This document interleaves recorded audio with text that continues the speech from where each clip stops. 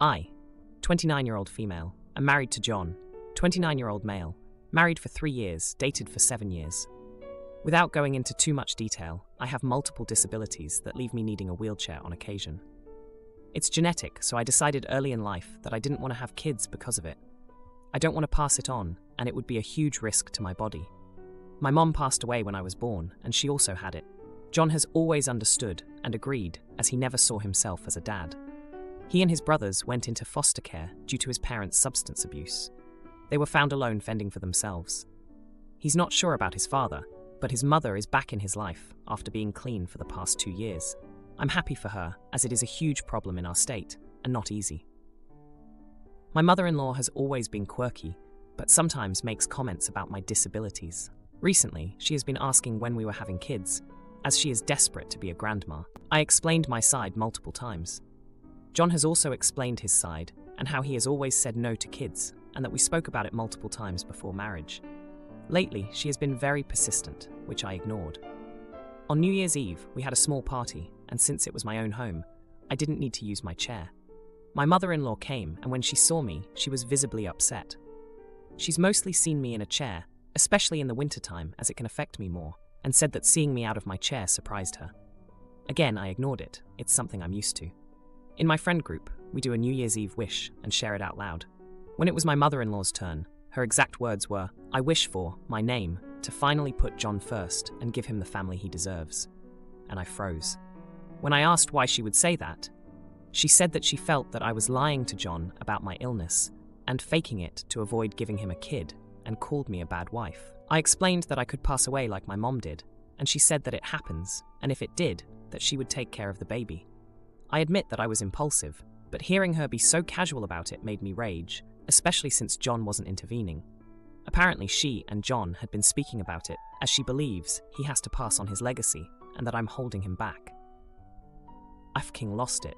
I said, "There's no legacy to pass. You chose drugs over your kids, and then left them. Even if there was a chance of me having kids, I wouldn't leave them to a drug addict that thinks my kids are there for her to try again." Stormed out of the room, and I went to bed crying. Yesterday, John said that he had been reconsidering the idea of kids because he wanted to be a better dad than his. I told him that if it was important that we could talk about fostering/adopting, but he said my mother-in-law said they wouldn't be blood related, so it didn't count. He and a few of my friends think I took it too far, and while I somewhat agree, I also feel like the idea of putting my life at risk because she wants a redo shouldn't be so casually glossed over. Am I the idiot? I want to thank everyone so much for your kind words. I didn't think this would blow up as fast as it did, or as much as it did. I've been wanting to reply to so many of you, but I've been increasingly more unwell as the day goes on. I had to log off work early just to recover, so seeing the validation and reassurance is unbelievably relieving. My boss is also letting me take a day or two off if I need. I work from home for obvious reasons, but I might take her up on it, as I've been so low energy. Just to note, John is already in therapy, and while I can't find the person who made the comment, I will not be reaching out to his therapist, but instead finding one for us, or asking if I can join him with his. I didn't realize it could come off as me being sneaky, and I don't want to add more crazy to this circus.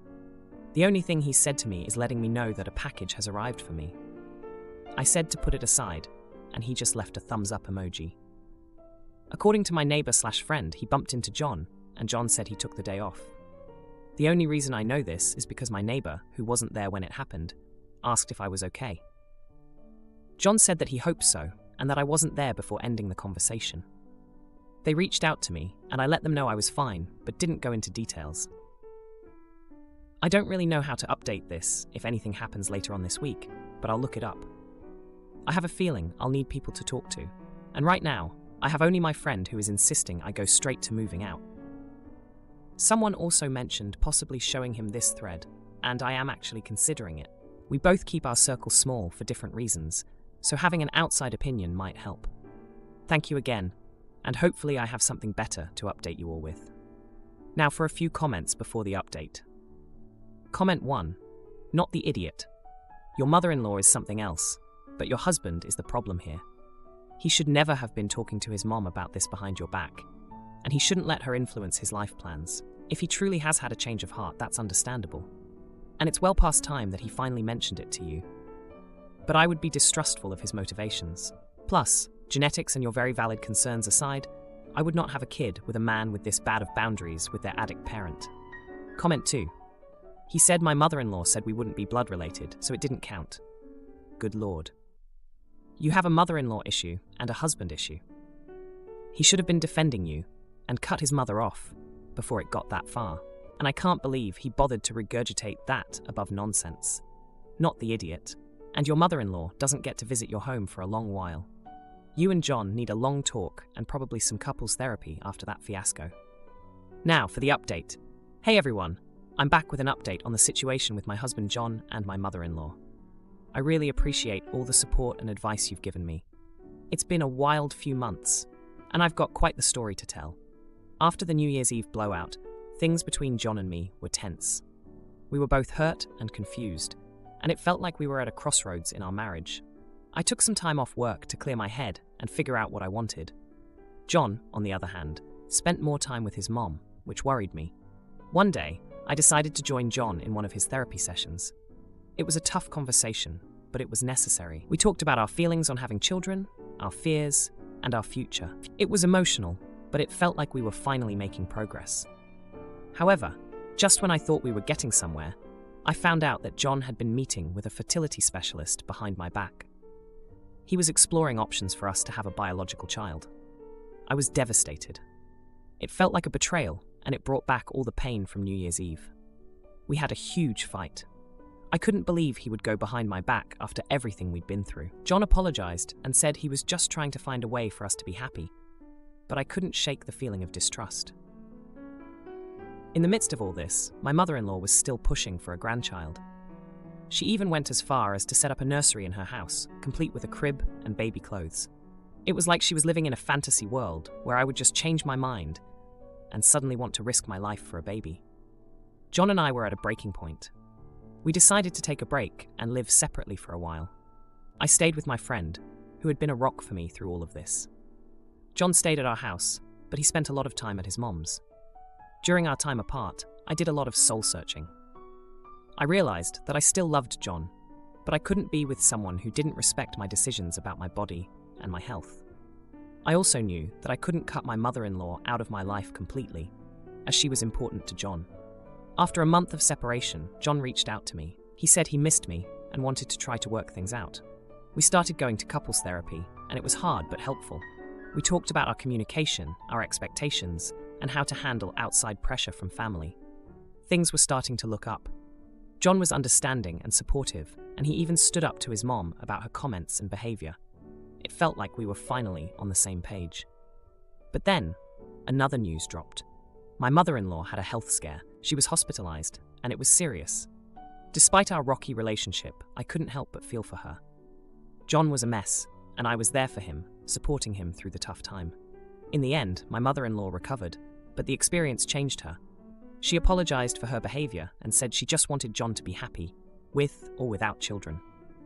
It was a moment I never expected, and it brought us all closer together in a strange way. John and I are still working on our marriage. It's not perfect, but we're committed to each other.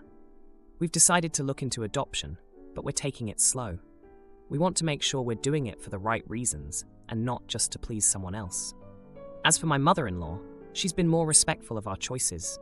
She's even started volunteering at a local charity that helps children in need. It's like she's found a new purpose that doesn't revolve around being a grandmother. Husband laughs at my need for quiet, so I ban his late-night texts. He's shocked when his phone goes missing, and I just smile. 32-year-old female. I have 4 kids. They are 13, 12, 9, and 4 months old. Yeah, I know, don't come at me. As of 4 weeks ago, the kids' school shut down completely due to water damage and a fallen roof in the gymnasium cafeteria. They should be returning fairly soon, I would think. Until then, virtual learning. I'm honestly just having a rough time with the lack of decompression time. The kids are simply more rambunctious than usual due to lack of stimulation and sitting at a computer screen for learning. Same thing happened during Infection 19, but add a baby who is going through sleep regression, who sleeps all day and is up quite literally all night, and you get one tired mama who has 0 downtime. It won't last forever, and that's what I keep telling myself, But right now, I seriously just need a breather without entertaining or answering questions or being touched. My husband is fully aware of this, but for whatever reason, he feels it doesn't apply to him. So on the off chance that the baby does go to bed at a decent time, when the other kids are in bed, he assumes I want to spend every second of that time with him. I understand how important it is to maintain that closeness with him, but right now I'm touched out. So him touching me and trying to get a piece, or trying to talk about our finances, which we already talk about when the kids are awake, is exhausting. Especially considering he gets downtime. After the kids go to bed, he goes to his office to do whatever for 2 to 3 hours, while I try to get the baby down. She's strictly breastfed. It's just that the second she is asleep, in his head it's like oh, kids are all asleep, my turn to get attention. Even if he sees that I've opened a book or put in headphones.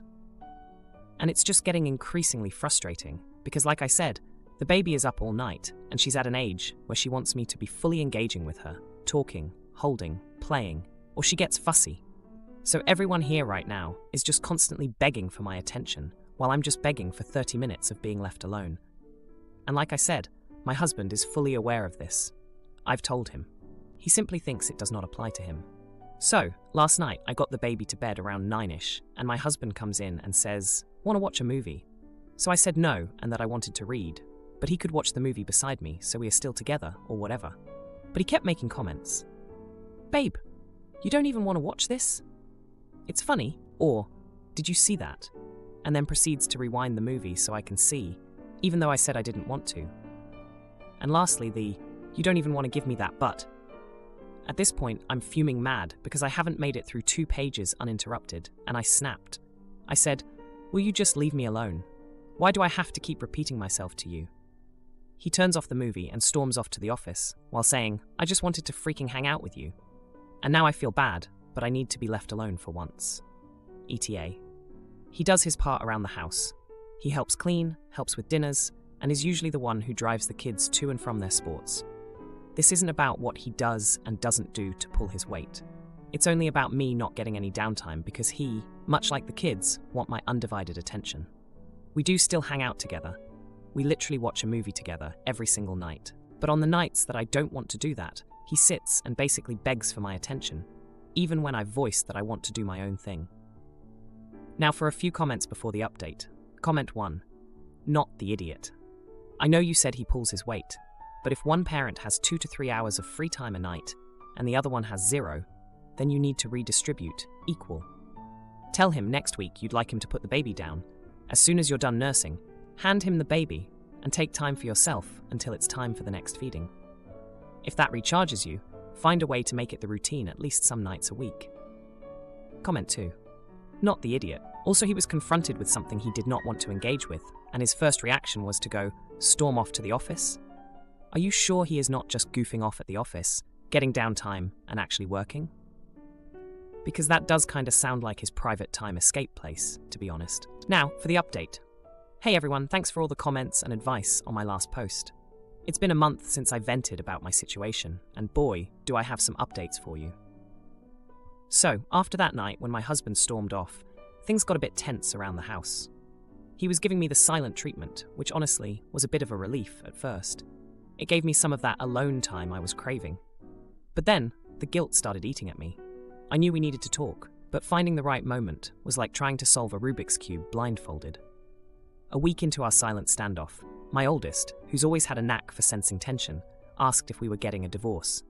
That hit me like a ton of bricks. I realized our issues were affecting the kids more than I thought. That night, after the kids were in bed and the baby was finally asleep, I went to my husband's office. I found him there, as usual, lost in some online game. I took a deep breath and knocked on the door. We had it out that night. I told him how overwhelmed I was, how I felt like I was on the verge of a breakdown. He admitted he felt neglected and was worried I was pulling away from him. It was a raw, emotional conversation, but it was necessary. We agreed to schedule some me time for both of us, and us time for our relationship. It felt like we were finally on the same page. The next few weeks were a bit of a roller coaster. We tried to stick to our new schedule, but life with 4 kids is never predictable. The baby's sleep regression got worse before it got better, and the virtual learning was a constant battle. But we were trying, and that's what mattered. Then, 2 weeks ago, my husband surprised me with a spa day. He'd arranged for his sister to watch the kids, and he practically pushed me out the door, telling me to take all the time I needed. I spent the day getting pampered and came home feeling like a new woman. My husband had cooked dinner, and the kids were all playing quietly. It was like walking into an alternate universe. But just when I thought things were smoothing out, the plot thickened. My husband started coming to bed later and later, and I noticed he was protective of his phone. My gut told me something was off. I didn't want to be that wife, but the suspicion was gnawing at me. So, one night, when he fell asleep on the couch, I checked his phone. And there it was, messages to a woman from his office. Nothing explicit, but definitely flirty. My heart sank. I confronted him the next morning, and he confessed. He said it was just some harmless flirting, that he felt like he needed some attention, and it had never gone beyond texting. I was devastated. We just started to rebuild our connection, and now this? We're currently in a weird place. He's apologetic and swears it'll never happen again. I want to believe him, but trust is like a mirror. Once it's shattered, you can never look at it the same way again. We're still trying to work through it, but it's hard. And just when I thought I couldn't handle any more surprises, the school called. The kids' school is finally reopening next week. I should be over the moon, but with everything going on, it feels like just another thing to deal with. Mother-in-law crashes sick day again, so I bolt to a hotel with baby. She tries to apologize, but then we find our savings drained. My mother-in-law is a good woman. I do love her, but I'm so resentful of her that it's clouding my brain. She has this overwhelming desire to feel needed and comes over here whenever she finds out any of us are ill. Even if we tell her no, she will still show up. And she doesn't help. That's the thing. She comes here with a can of chicken noodle soup and then stands in front of our TV, or tries endlessly to get us to talk to her, knowing I have zero energy to entertain.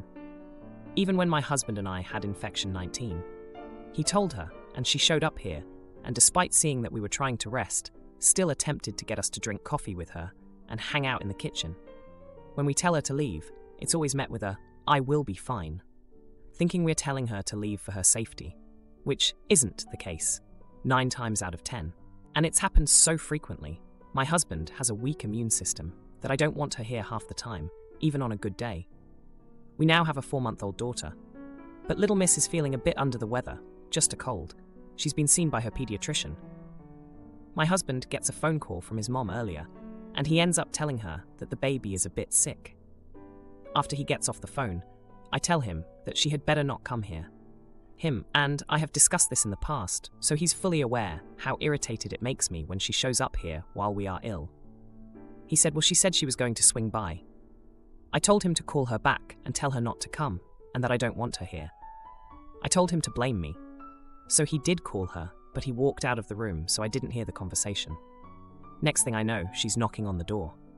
He answers and says, "I told you, you didn't have to come." And she says, "I know, but I figured I'm needed." As soon as I heard this, I honestly just started dressing the baby and packing an overnight bag. She comes into the room and says, "Where you going?"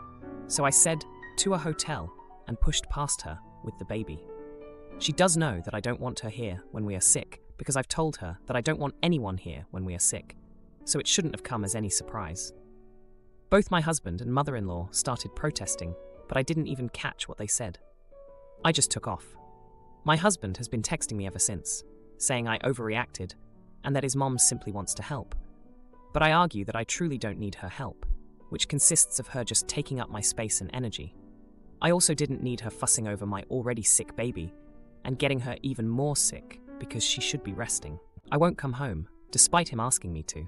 And I also said he either tells her she's no longer welcome here when we are sick, or I will have to make a decision on whether or not I want to deal with this going forward, because it may not look like a big deal, but it is to me. He says he can't believe how largely I'm blowing this out of proportion. Am I the idiot?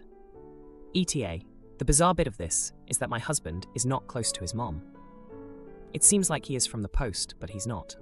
She was barely around during his childhood. He was raised by his sister, so she calls him like once a week, and the conversation lasts maybe 5 minutes, and it consists of, "How is everyone?" And that's it.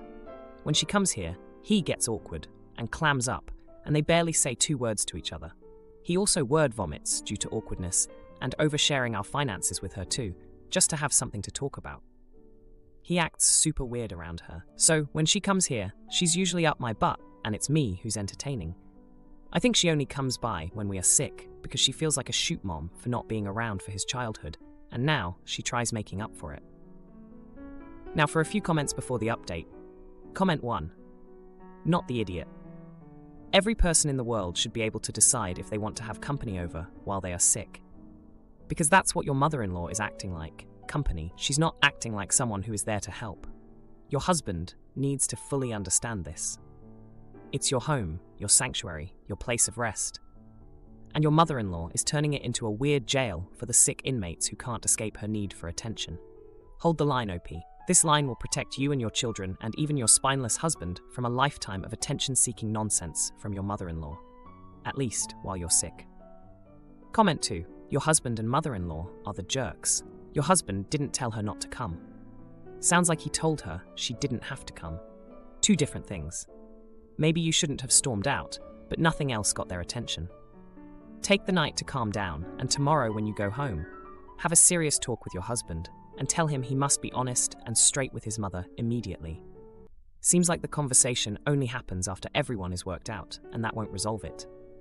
Now, for the update. Hey everyone, thanks for all the comments on my last post. I really appreciate the support and advice you've given me.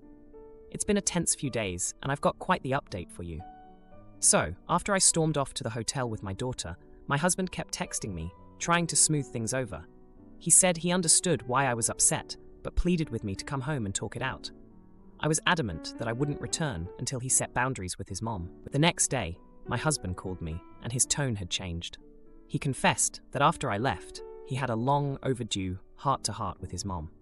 He told her about his feelings of neglect from his childhood, and how her sudden overbearing nature was more suffocating than supportive. It turns out she broke down and admitted that she knew she had been a terrible mother to him. She explained that her own mother had been cold and distant, and she didn't know how to be any different when he was growing up. But now, with our daughter, she saw a chance to do things right, to be the grandmother she never was as a mother. I was shocked. My husband and I had never really delved into his childhood or his feelings about his mom. He always kept it locked away, and I respected his privacy. But hearing this, I felt a mix of sadness for him and frustration that it took this long for them to address their issues. I decided to come home the following day. When I arrived, my mother-in-law was there, and to my surprise, she apologized. She said she'd give us space when we were sick and try to be more helpful in the ways we actually needed. It was a step in the right direction, and I cautiously accepted her apology. But here's where things take a turn. That evening, after my mother-in-law left, my husband and I were going through our finances. We were discussing how to budget for the unexpected hotel stay when he suddenly went pale. He showed me his bank app, and there were several large withdrawals that neither of us had made. We were both puzzled and worried. Had his account been hacked? We decided to call the bank first thing in the morning, but before we could, my mother-in-law showed up again, unannounced, as usual. She looked nervous, which was out of character for her. She asked to speak to my husband alone, but I insisted I stay. That's when she dropped the bombshell. She confessed that she had taken the money. She had his banking information from years ago when she helped him set up his account. She said she was in deep trouble with some debt and thought she could borrow the money without us noticing. She planned to pay it back before we found out. My husband was stunned into silence. I was furious. All the progress, the apologies, the supposed understanding, it felt like a slap in the face. My husband finally spoke up, his voice a mix of hurt and anger. He told her that this was a massive breach of trust. He said he needed time to think about their relationship and how to move forward. She left our house in tears, and we were left to deal with the fallout. If you like this video, you'll probably like these too. Also, while you're here, please consider subscribing. It's your support that keeps this channel alive and allows me to make better and longer videos. Have a great day.